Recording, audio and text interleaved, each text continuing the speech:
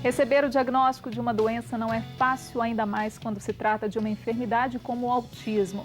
Baseada na experiência de ter um filho com a doença, a psicóloga e escritora Mônica Santos de Oliveira escreveu o livro Pedro Ivo, Autismo em Verso e Prosa. A obra é uma narrativa surpreendente que descreve o cotidiano da autora nos cuidados com o filho.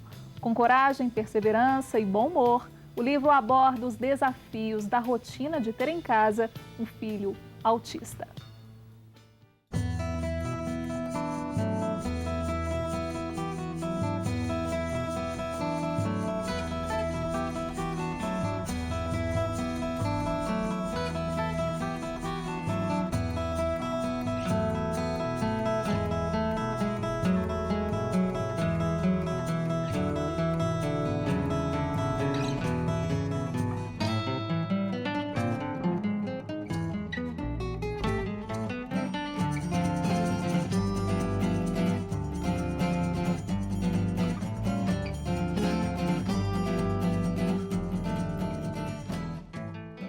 Olá, Mônica, é um prazer tê-la aqui no programa Retratos.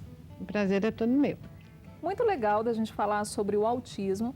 A gente sabe que um diagnóstico de autismo não é fácil, é um desafio e tanto para a família que tem uma criança, que recebe esse diagnóstico. E para você não foi diferente, eu acredito, mas você conseguiu lidar com a situação e consegue lidar com a situação de uma forma tranquila, Mônica. Como é que é essa relação com seu filho que tem autismo, que é o Pedro Ivo? Tranquilo nunca é, porque a gente vive uma realidade muito diferente da comum. São desafios e muitos, né? Muitos. Tudo que a gente vai fazer, primeiro tem 10 nãos, um talvez, o sim vem muito depois. É mesmo. É isso que acontece, né? Então não é tranquilo, mas hoje faz parte da minha rotina. Então, por exemplo, acontece um negócio que para você é o caos, para mim não é o caos. Sim. Você já consegue lidar com a situação, não com aquele peso que muitas famílias ainda carregam. Porque o próprio Pedro Ivo me ensinou. É mesmo. Eu acho que a dificuldade que a gente tem de lidar com essas pessoas diferentes, né, como o Pedro, que a gente tem dificuldade de ensinagem. Não é eles que têm dificuldade de comunicação, não. A gente tem dificuldade de compreensão da diferença. E aí eles vão ensinando pra gente. Como tem 26 anos que ele está por aí, né? Vamos explicar para quem está em casa. O Pedro Ivo é o filho da Mônica, que hoje tem 26 anos, não é isso? Isso mesmo. E nasceu com autismo. E a Mônica, a partir dessa experiência toda, do cotidiano, dos cuidados com Pedro Ivo, ela escreveu esse livro, Pedro Ivo, Autismo em Verso e Prosa. Um livro lançado aqui em Belo Horizonte, que conta um pouco dessa experiência. É um projeto antigo, né, Mônica? É um projeto muito antigo. Desde 95 que eu tinha esse projeto, né? E aconteceu até numa palestra sobre acupuntura. Eu queria falar sobre autismo, não sobre acupuntura. O pessoal depois veio me perguntar e eu achei que valia a pena realmente falar sobre autismo, né? Porque hoje já é um pouquinho mais conhecido, mas em 95 era uma coisa muito desconhecida. E eu gosto muito de falar. Aí eu pensei assim que se eu escrevesse um livro e fizesse algum aprofundamento teórico na área, né? Eu teria chance de dar uma palestra sobre autismo, porque é bom as pessoas conhecerem, né? E de certa forma era uma maneira de você compartilhar com outras pessoas aquela experiência. E, além disso, a gente escrevendo, muitas vezes é uma forma de desabafo, de colocar para fora tudo aquilo que está dentro da gente, né? Escrever geralmente é um desabafo, né? Principalmente quando você não escreve coisas técnicas, né? Quando você escreve coisas do cotidiano mesmo, da vivência, né? Sim. É um desabafo. Mas, ao mesmo tempo, tinha um foco. Quando eu realmente comecei a escrever o livro, né?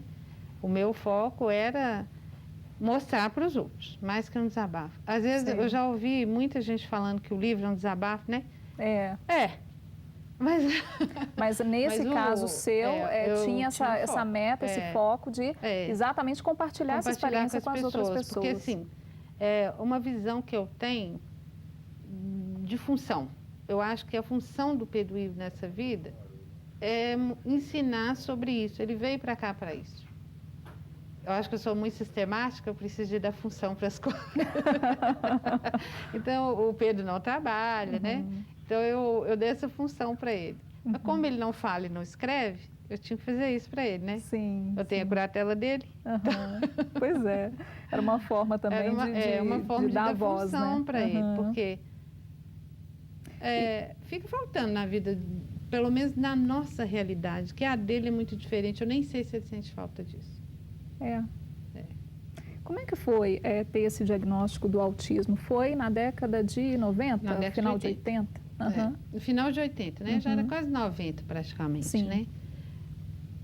Olha, eu passei por um médico que era otorrino, porque o Pedro não falava. O otorrino mandou para o fonoaudiólogo mandou para a psicóloga. Foi até fácil, engraçado, porque eu achei que era... Assim, hoje já ouvi relatos de pessoas falando que foram não sei aonde, nunca, e não achavam o diagnóstico, né? Eu tive um caminho fácil, porque eu fui nesse otorrino, eu acho que ele achou que o Pedro era autista. Ele me mandou no fonoaudiólogo, que também achou. E aí eles me mandaram numa psicóloga que era especialista, ela tinha feito um doutorado em Londres sobre autismo. Quer dizer, eles já tinham focado, né? Então, agora, o ouvir o diagnóstico, eu também já achava, eu sou psicóloga também, né? Você já percebia alguns sinais, né? O ouvir é muito difícil. Tanto é que eu não voltei lá nessa psicóloga nunca mais, né? É mesmo, Mônica? Ela fez um plano de tratamento, eu comecei a tratar o Pedro com uma outra psicóloga. Sei. Porque no momento não é fácil mesmo, mas depois é ter coragem para lidar e também é um carinho e tanto que a gente tem, não é, Mônica? É um negócio engraçado que a gente pensa assim que ele é dependente da gente, né? Que ele é um filho dependente, porque o Pedro não fala, não escreve, não toma banho sozinho, ele tem poucas atitudes de vida diária, né? E eu vejo que a maioria dos autistas é assim, isso não é o Pedro, né? Eu estou falando do Pedro, mas é geral, né? Mas, na verdade, a gente também é dependente de filho, de neto, de irmão, né? E ele é um filho que está sempre lá. Ele é um ótimo companheiro. É mesmo. Porque ele tem um gênio ótimo, né? Eu tenho um gênio horroroso. Ele é uma gracinha e a sua de pessoa. companhia, né? Ele é a minha companhia. Ele tinha quantos anos quando você recebeu o diagnóstico de autismo? 3 anos, né? Porque hoje, em relação à década de 80, acredito que hoje seja muito diferente, né? Apesar de muitos casos serem diagnosticados ainda tardiamente. A gente ouve esses relatos ainda assim. Né? Eu acho que autismo, o diagnóstico está muito relacionado com a fala. Assim que eu vejo, né? E a gente fica esperando, que o meu avô era médico, ele falava assim, 1 ano para andar, 2 para falar, né? Não falou com 2 anos, você procura o médico. Mas os médicos falam que uma pessoa fala até 4 anos normalmente. Aí que está o negócio. Se o médico não tiver um olhar que aquilo pode ser autismo ou alguma outra coisa, né? Que se ele achar que é só fala, ele vai te cortar a procura, né? Porque ele fala assim, ó, isso é normal. Quando, na verdade, não é tanto. No mundo de hoje, eu não acredito que tenha criança que só começa a falar com 4 anos, com tanta informação, né? Eu acho muito difícil. Então, é sempre observar os sinais e sempre diante de qualquer dúvida, o ideal sempre é procurar ajuda, né? De um especialista para ter começar o tratamento o quanto antes, né, Mônica? Esse acompanhamento. A gente fala que o diagnóstico precoce, o tratamento precoce é muito importante. Quanto mais novo, se ele tivesse nascido e sido diagnosticado, por exemplo, seria sensacional. Porque a gente já teria começado alguma coisa. Muito embora, assim, na época que o Pedro era criança, isso foi em 89 que teve o diagnóstico, a gente não tinha muito trabalho na área também. Ele começou mesmo a trabalhar com profissionais, né? Ele já tinha 12 anos.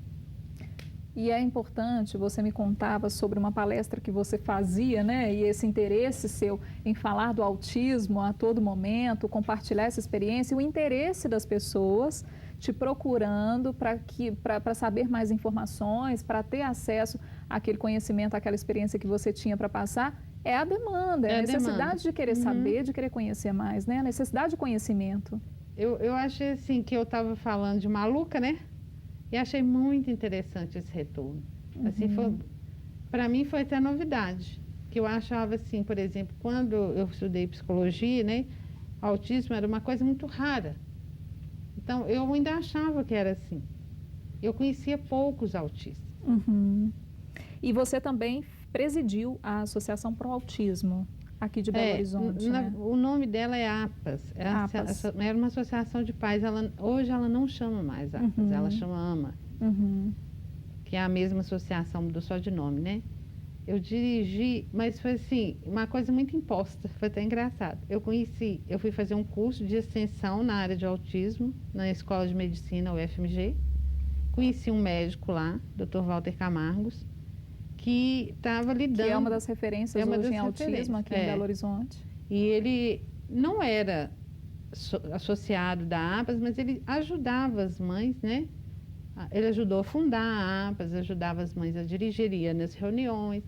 Mas a APAS era dirigida, na época, por uma mãe que tinha muita dificuldade financeira. O filho tinha um acometimento muito grave. O marido parece que não ajudava. Então, ele levou para uma reunião eu e uma outra senhora, que eu não sei nem o nome dela direito, porque a gente não tinha convivência. Ele chamou lá, nós duas, para uma reunião. No fim da reunião, de repente, ele falou assim, as duas aí que podem mexer com a APAS daqui para frente. A outra senhora aceitou a presidência e eu falei com ela, olha, eu não sei trabalhar com associação, não tenho essa experiência, essa experiência, essa capacidade. Ela era diretora da FALE. Ela falou, não, eu tenho jeito para isso, tenho até gente que me ajuda, não sei o quê, você pode ser a vice, né? E demorou umas 3 semanas, eu entrei numa mesa de cirurgia. Quando eu voltei da mesa de cirurgia para casa, meio anestesiada, ainda toda marcada de ponto, uma TV me ligou, falando que a presidente era eu, porque ela tinha pedido demissão do cargo.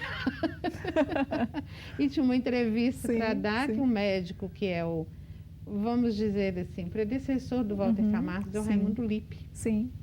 Esse doutor Lippe me conhecia muito. Ele ia dar uma entrevista nessa rede, mas ele quis complementar com uma mãe, com a presidente da associação, então ele me indicou. Ele não me indicou, ele indicou a presidente da associação. Sim. E eu fiquei sabendo que eu era presidente. E acabou assumindo. A gente vai saber daqui a pouquinho como é que foi essa experiência à frente, né, dessa associação voltada ao apoio aos familiares das pessoas com autismo. A gente vai conhecer também esse trabalho da Mônica, porque a Mônica é psicóloga. Será que isso ajudou também a lidar com Pedro Ivo, né? A gente vai saber mais sobre isso no próximo bloco. A gente está conversando aqui com a escritora, psicóloga Mônica Santos, que escreveu um livro, Pedro Ivo, Autismo em Verso e Prosa. O Retratos faz uma pausa, daqui a pouquinho a gente está de volta.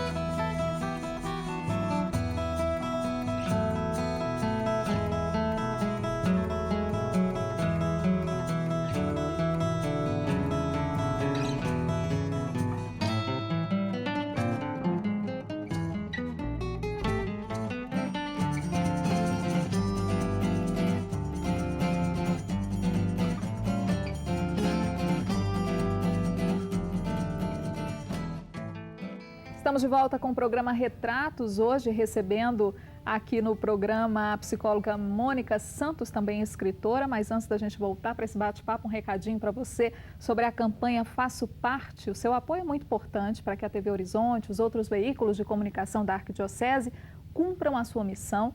Com seu apoio, a campanha quer também construir a Catedral Cristo Rei, atuar na revitalização do patrimônio histórico e natural, que é a Serra da Piedade, em Caeté, na região metropolitana. Para saber como fazer parte, é só ligar em horário comercial para a central de atendimento da campanha. O número é o 3209-3559, código de área 31. E se você já está fazendo parte, o nosso muito obrigado. Hoje a gente está falando sobre o autismo, a experiência da Mônica Santos com o filho Pedro Ivo, que acabou gerando, né, esse livro, o Pedro Ivo, Autismo em verso e prosa, em prosa e verso. Bem, Mônica, no bloco anterior eu tinha até deixado uma pergunta no ar se o fato de você ser psicóloga ajudou um pouco a lidar com essa situação. Ajudou? A resposta é dupla, sim e não. É porque? Conta pra gente. Porque, na verdade, eu não sou a psicóloga do Pedro, sou a mãe do Pedro. Então, o olhar é sempre outro, É né? o olhar de mãe, né? É o olhar de mãe. Eu não tenho olhar de psicóloga do Pedro. Mas as pessoas falavam comigo, às vezes, os profissionais que tratavam com ele, os médicos, como se eu fosse uma psicóloga. Era bom para entender, né? Mas, ao mesmo tempo, tinha hora que eles esqueciam que eu era mãe e falavam coisas horrorosas. Você tinha que ter, assim, um trabalho duplo para lidar com isso tudo, eu tinha que né? ficar fazendo análise de todos os profissionais com quem eu lidava. Porque tem esse outro lado, as pessoas esquecem que, em vez de elas estarem falando com a psicóloga, eles estão falando com a Mônica, a mãe do Pedro, né? É a Mônica. Então, eu já ouvi coisas horrorosas por causa disso. É mesmo, Mônica? Já ouvi. E li. Por causa de ser psicóloga, eu tinha uma facilidade enorme de ler sobre o assunto. Eu fui ler, eu queria me informar, né? Porque era uma coisa assim, muito diferente, né? Então, para esse lado foi bom, porque eu tive facilidade para ler tudo o que tinha sobre o assunto, né? E gera esse interesse também, Gera né? interesse. A família também procurou, a família como um todo, se conscientizar da melhor forma de lidar com o Pedro, de oferecer uma qualidade de vida para ele? Olha, eu acho que essa é uma visão que eu tenho, que eu não sei se é comprovado para todo mundo, sabe? Mas a família, quando ela é mais simples, mais humilde, ela lida melhor com a diferença. Quanto mais elaborada, quanto mais culta é a família, mais ela engasga com a diferença. E a minha família é muito elaborada, muito complexa. Eles tiveram muita dificuldade. Muita mesmo. A minha mãe, que é uma pessoa muito culta, né? Ela me ajudou muito com o Pedro por ela ser minha mãe. Porque a gente já vem com esse mundo pensando, né? Que com filho a gente tem que fazer de tudo, né? É. Então minha mãe me ajudou muito. Ela tem muita dificuldade, mas ela me ajudou demais da conta. Me ajuda até hoje com ele. É. Agora, a família família que me perdoe, né? Eu acho que até hoje eles não digeriram Pedro Ivo, não. Você fala isso com naturalidade e é assim que você tenta levar a vida e tudo? É assim que eu enxergo. Assim. Me surpreende essa naturalidade sua, por isso que eu estou compartilhando isso com você. Empregada, a empregada do Pedro, na verdade, ela é secretária 24 horas dele, né? Ela tem raiva da família rejeitar, do pai rejeitar, né? Ela tem uma raiva que eu não tenho. Ela fala comigo, Mônica, eu não entendo. Como que você não sente raiva? Eu falei, na verdade, claro, quando você entra em contato com essa realidade, você fica chateado, você fica triste, você tem até raiva. Mas a verdade é que eu não vivo dessa forma. E também o Pedro me ensinou a ver um outro lado da coisa. Assim, eu tenho até compaixão com as pessoas por elas não entenderem a diferença, por elas terem dificuldade. E eu sinto assim, por exemplo, o Pedro é uma pessoa, como ele veio com essa diferença toda, mostrando uma riqueza de cultura diferente da nossa, quem consegue captar está ganhando. Não é uma dificuldade. A gente tem dificuldade de aprender, mas o que ele traz não é difícil. Eu não tenho religião, às vezes as pessoas perguntam, você não tem religião. Eu acredito em Deus, mas isso não é de religião. Sim, sim. Entendeu? Eu fico, assim, eu não chego a ter pena das pessoas, não, porque eu acho que todas as pessoas com quem a gente convive em geral são pessoas que têm muita capacidade. Eu tenho mais compaixão mesmo, porque elas não estão conseguindo aproveitar a chance de conviver com tanto conhecimento como o Pedro Ivo tem, por exemplo, né? Você aprende com ele a todo momento, você falou comigo. 24 horas. Todo dia a gente aprende uma coisa. Todo dia. Qual que é a rotina dele? É uma rotina um pouco diferente. Porque o Pedro Ivo, ele é totalmente dependente, Ele é totalmente dependente. Ele tem, além de tudo, ele tem convulsão. Sim. Então, isso aí, que a gente trabalha com o autista, com os meninos que têm muita diferença, né? Com o Pedro assim também, a gente trabalha sempre tentando dar o social para eles, a independência. Muito limite, a gente tem que trabalhar com limite. Com o Pedro, hoje em dia, a gente teve que cortar um pouco essa independência por causa das convulsões, porque ele cai de cabeça. Ele apaga quando ele tem as crises. Ele é todo retalhado, né? Então, a rotina dele é de pouca dependência por causa disso. Deveria ser mais, porque ele tem mais capacidade. Tem hora que eu até converso com ele, que ele é manhoso, porque ele já percebeu que é assim. Que a gente dá tudo para ele porque a gente está vigiando ele, não porque ele não tem a capacidade, né? Então, a rotina dele é quase que de um bebê. Ele dorme muito de manhã, ele acorda normalmente para almoçar. Ele já tem uma poltrona fixa, que é dele dentro de casa. Ele tem uma dificuldade de organização, que ele precisa disso, né? De um lugar fixo para ele. Aí ele almoça, vai para a escola, ele tem uma escola especializada, que na verdade nenhuma escola, porque são multiprofissionais que trabalham com ele, né? Fonoaudiólogo, psicólogo, uma assistência multidisciplinar que ele tem. Multidisciplinar. É uma clínica, né? Sim. Ele vai para lá, fica meio horário lá, vai para a escola de circo com eles, vai para capoeira, ele tem aula de música, de arte. Eles têm um convênio lá com uma empresa que mexem com aquela Seta Pak. Eles reciclam, eles são empregados dessa empresa. Olha. Então eles lavam, eles têm um monte de trabalhos lá, né? Que eu acho muito interessante.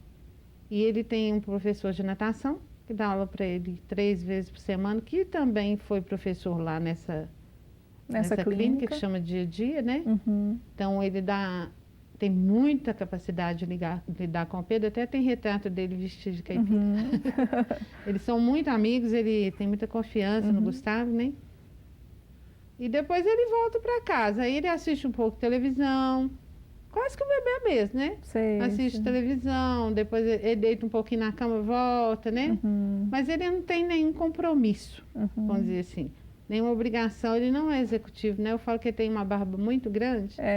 Mas a gente não barbeia ele todo dia não, porque ele não precisa usar terno nem ficar barbeado, né? Ele não é executivo. Mas ele está com a rotina de executivo, hein, Mônica? Porque eu tenho uma rotina assim, né? Também, eu sou exigente pra caramba. E acredito que todo esse trabalho deve auxiliar e tanto, né, o Pedro. É um complemento, né? São as atividades lúdicas, a atividade terapêutica, né? E também esse cuidado com a família, essa convivência, socialização. A parte que eu considero mais interessante no tratamento dele foi que melhorou a cognição dele. Hoje é o esporte. Olha. Mas já teve anteriormente para ele virar um sujeito capaz de fazer essas coisas, né? Ele foi tratado por uma psicanalista que está até citada aí no livro, né? A Bernadette Tassara, que eu acho assim, eu falei da compaixão, eu acho que de todas as coisas que eu conheço no mundo, a psicanálise é a teoria, o trabalho, né, vamos dizer assim, a técnica que mais lida com compaixão. Porque ela esquece se a pessoa que está lá está sem perna, está sem braço, tem um déficit mental qualquer, ela esquece disso. Ela trata cada pessoa, o sujeito. E o Pedro aprendeu com essa psicóloga, para ele poder entrar no mundo, foi a terapia que ele fez com ela. E a se reconhecer como parte, né? Como capaz, como incluído. Pois é. A gente vai falar mais sobre esse livro, Pedro Ivo, Autismo em Verso e Prosa. A gente está recebendo aqui a Mônica Santos, que é a mãe do Pedro Ivo, que tem 26 anos, está contando para a gente essa experiência de ter um filho autista, essa experiência que acabou ocasionando, gerando, né? Esse livro é fruto dessa experiência. A gente vai continuar falando mais sobre essa história no próximo bloco. O Retratos vai para um rápido intervalo, a gente volta em instantes, fique por aí.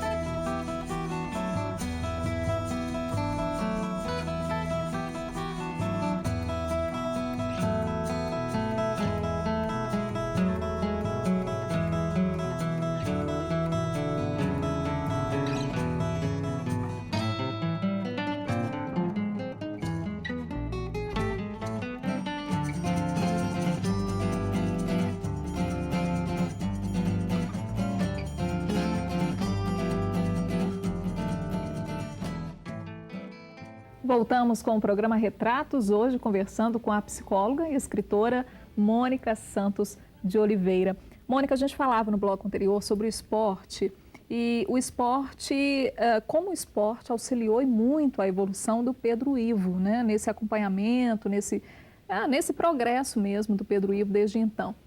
Foi influenciado, não foi à toa, por você, né? Que ama o esporte também, né? Na verdade, a minha família é uma família de esportistas. De esportistas? Né? A gente não foi profissional porque na nossa época não usava. Sim. Eu e a minha irmã, por exemplo, a gente nadou no Minas Tênis Clube, né? A gente era amador, mas era um amador que hoje o pessoal que é amador, como a gente foi, né? Ganha bem. Sei. E o meu sonho era trabalhar com psicologia de esporte. Entendi. Porque assim, é o meu universo, né? E quando o Pedro começou a ser capaz de se identificar, de tomar uma postura, quando ele incorporou, eu olhei para ele e falei, nossa, que nadador de borboleta que esse menino é. Já está de olho, olhar de atleta. Já está de olho. Ele tem um perfil de nadador de borboleta, sabe? Mas o difícil foi arrumar alguém que soubesse dar aula para ele, né? E tudo é muito especializado, né? Mas agora a gente arrumou o Gustavo. O Gustavo está com o Pedro há quanto tempo? O Gustavo conhece o Pedro já tem uns 12 anos, porque o Gustavo foi professor na Dia a Dia. E a irmã do Gustavo anteriormente foi professor do Pedro. Então, o Pedro começou a viajar com a família do Gustavo. A família do Pedro é a família Maciel. Eu tenho a impressão que eu devia ter nascido lá também. É mais fácil. Eles todos gostam de lidar com gente especial e eles são loucos com o Pedro. O Pedro é louco com eles. O Pedro conhece a família toda, já viajou com eles, né? E agora, recentemente, deve ter uns 2 anos. Eu não gosto muito de falar o tempo, não, porque o mundo hoje está muito corrido, né? A gente perde essa noção. Mas agora, mais recentemente, que o Gustavo formou em Educação Física, começou a dar aula para todos esses meninos lá do dia a dia, outros clientelas, mas mais para o lado especial mesmo, né? E ele começou a dar aula de natação para o Pedro. Aí que o Pedro desenvolveu a área de nadar, porque o Pedro tinha aula com outros professores, teve outro personal, mas assim, não ia muito para frente, que o que eu sinto do Pedro, assim, ele sabe fazer as coisas, mas ele não está nem aí para fazer, né? Então ele só vai fazer se ele confiar em quem está do lado dele. Agora a gente está até querendo que o Pedro participe de competição também, que é para ir inserindo ele mais, entendeu? Olha, e lidar com essa questão do perder, do ganhar, né? Que eu nem sei se ele dá muita bola. Pois é, isso que eu te perguntar, será que... Eu não sei se dá. Mas, por exemplo, ele dá em certas ocasiões. Por exemplo, se você estiver na cadeira dele, que ele é o dono, ele te toma a cadeira. Sim. Ele tem noção de perder e ganhar. Do pertencimento, Do pertencimento. Então, assim, ele tem uma noção muito interessante de beleza. Ele é o lindo. Então, se ele ganhar uma competição, é porque ele é lindo. A gente tem que fazer um enquadramento do entendimento do Pedro, né? Porque o entendimento dele é diferente do nosso. Ele não vai se preocupar com a medalha. E eu tenho mania, né? Aquele cachorrinho medalha. Eu sou assim, né? Eu gosto de participar e eu gosto de ganhar. Sem falsidade. Eu não gosto de participar só. Eu tenho que ganhar também. De certa forma, lá no fundo, todo mundo tem isso. Eu sou honesta, que eu falo assim, quando eu pulo na piscina e não ganho uma medalha, eu fico até um pouco triste. Pois é, agora, tudo isso, todo esse acompanhamento é caro? Ou hoje em dia, por exemplo, uma família, ela consegue ter esse acompanhamento pelo Sistema Único de Saúde ou por associações? Como que é isso? Eu não acredito que o papel da associação seja o tratamento. A associação, pelo menos esse apoio, né? Ela tem que dar um apoio, não um tratamento, né? E a gente tem leis hoje, lei municipal, lei federal, lei estadual, específicas, no caso do autismo, né? Só que elas elas parecem com a nossa Constituição. Elas são uma ficção política. Assim que eu defino não são aplicadas. E não são aplicadas. Então, existe algum tratamento, até quando a gente fala assim que não são aplicados, até uma certa dose. Tem gente no serviço público trabalhando até bem, mas também sem apoio, sem material, uma né? condição complicada, né? Que é uma situação complicada. Tem gente que entende do riscado e não consegue fazer porque está sem um apoio, né? Entendi. Agora tem toda essa lei. E hoje tem algumas escolas particulares, tem muitos profissionais liberais que já entendem do assunto, né? O Pedro é de uma época que no serviço público não tinha nada. E particular também não tinha muito. Hoje ele está nessa clínica que eu considero assim, para mim é o ideal. Era onde eu queria que o Pedro tivesse chegado. Antes ele chegou com 12 anos, tá bom, conseguiu. O Pedro é super bem atendido lá, sabe? Mas é muito caro. É muito caro. Porque ela é uma clínica particular. Uhum. O professor de natação também, amizade à parte, né? Também é muito caro. Porque são profissionais. Porque, na verdade, né? olha, não é caro. É o que eu sinto. É porque o atendimento é muito particular.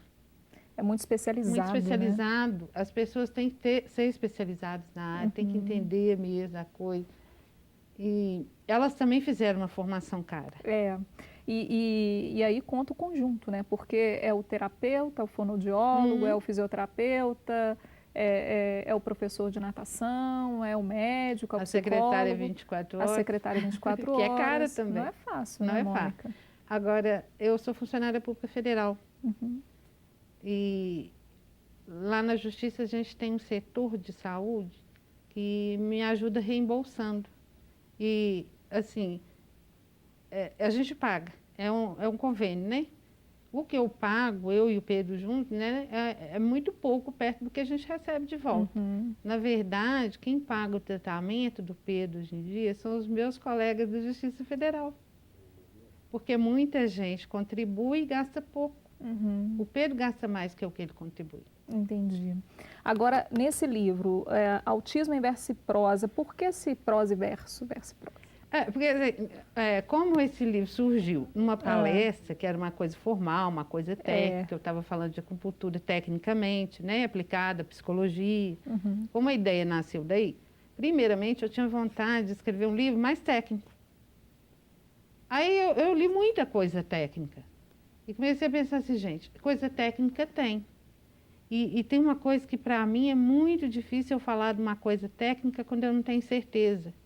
A gente dá esse diagnóstico de autismo para uma pessoa pelos sintomas que ele apresenta. E não porque a gente sabe aonde que está a doença. Não é igual um infarto, que você vai lá no coração, está lá até a área, né? Não é uma coisa Identifica. Assim. Identifica, tem um aparelho que mede, tem um tratamento específico, né? Então, para mim, ficou muito difícil falar dessa coisa técnica sem ter essa comprovação científica. E eu comecei a perceber que as pessoas tinham curiosidade de saber como que é a rotina da gente mesmo. E também eu acho que fica muito mais fácil para as pessoas lerem. Muita gente que já viu o livro fala, não, que ótimo que ele é, assim, uma história, né? Eu olhei aqui o livro, Mônica, o que me achou muito interessante é como se eu estivesse conversando com a gente. Como eu não sou escritora, né? E eu procurei um monte de gente para escrever para mim, mas eu achei que as pessoas não estavam captando, porque na verdade é uma realidade muito diferente mesmo, né? Aí eu bolei um esquema para escrever o livro, assim, que era como se eu estivesse contando, porque eu tenho muito mais facilidade para falar do que para escrever. E é interessante, porque a Mônica até coloca aqui no livro, né, que a característica dela é essa questão do trabalho, do bom humor sempre, né, Mônica? E nesse livro aqui a gente sente isso, essa naturalidade com que você conta, com que você compartilha essa opinião aqui, essa experiência toda. Você coloca até a forma como a gente fala mesmo, ao invés de você, o ser, né? Então é como se a gente estivesse conversando realmente. E assim fica mais fácil, né, de atingir as outras famílias e todo mundo de uma forma geral. Que na verdade esse livro aí não é só para pais, mães de autistas, nem tios, nem avós, né? Eu acho que ele... Autismo aí é como se fosse um codinome. Na verdade é a diferença. Eu queria falar da diferença. Eu adoro mudança de paradigma. Isso, para mim, assim, é uma coisa que faz a gente viver. Cada dia você ter que se transformar, entender aquilo que você está fazendo. Se reinventar. Eu gosto muito disso. Encarar um novo desafio a cada dia, né? Isso mesmo. Mônica, foi um prazer tê-la aqui no programa Retratos, por compartilhar essa experiência aqui conosco.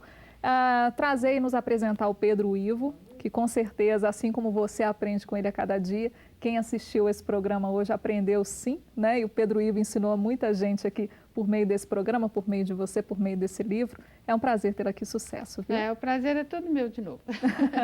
Retratos de hoje fica por aqui. Fique à vontade para sugerir entrevistados, enviar comentários. Nosso e-mail é retratos@tvhorizonte.com.br. Também fique sabendo das novidades, acompanhando o programa pelas redes sociais, no Twitter, no Facebook. Na próxima semana, nós temos um encontro marcado aqui pela TV Horizonte, uma emissora da Rede Catedral, Rede de Comunicação Católica. Até lá!